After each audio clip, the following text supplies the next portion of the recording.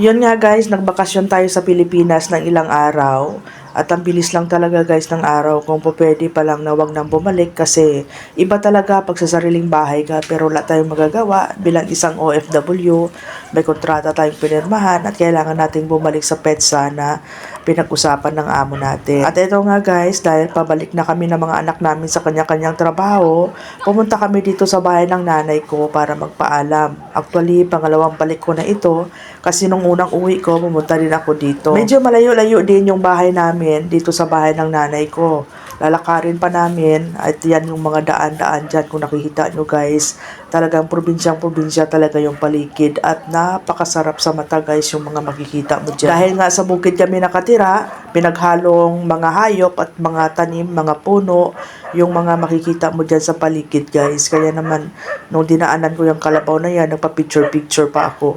So, yan guys, yung daan. Ngayon kasi hindi na harvest season, hindi na pala siya taniman ng palay, kaya medyo walang tanim yung mga ano dyan, yung mga bukid. At sa haba-haba ng nilakad namin, ayan, malapit na kami sa bahay ng nanay ko at yung lugar na yan, akyatin yan guys, talagang hihingalin ka.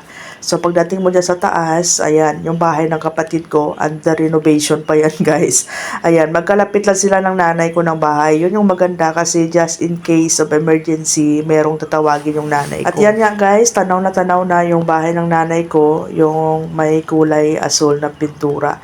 So andyan, nadaanan ko na naman yung pato ng kapatid ko dyan at syempre nagpa-picture-picture na naman ako. So yan po yung bahay ng nanay ko at syempre yung nanay ko, alert yan, nandyan na siya sa labas, naghihintay at ayan guys, ayan, iiyak yan mamaya kasi magpapaalam na kami sa kanya. Lalo na yung mga apo niya guys. So yun na nga, 'di ba? Oh, tama ako, umiyak nga siya. Yung pati ako diyan napapaiyak na rin guys kasi iiwanan ko na naman siya. At mahigit isang taon, kalahati na naman kami magkikita. Siyempre, nagdadrama konti. At yun na nga guys, pagkatapos ng iyakan, ayan, umuwi na kami kasi meron pa akong pupuntahan. So, ayan, kung saan kami dumaan, pupunta, dyan din kami dumaan pabalik guys. Buti na lang hindi maulan kasi pag maulan, sobrang madulas yung daan na yan guys. At syempre, ayan, binunot namin yung mga ibang halaman ng nanay ko at dalhin ko dun sa bahay para itanim.